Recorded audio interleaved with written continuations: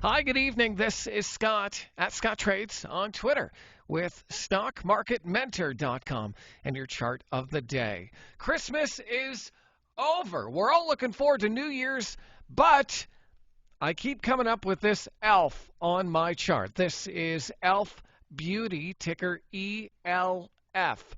This is a stock that I pulled directly from our active trading forum at stockmarketmentor.com as we have traders in our forum working this stock as we speak. And you can see why. It's in a nice uptrend and is above all the major moving averages, which is a lot in this market. It's hard to find stocks that are doing what this stock is doing. Maybe it has to do with beauty supplies and, guys buying their significant others makeup or girls buying their significant others makeup, whatever.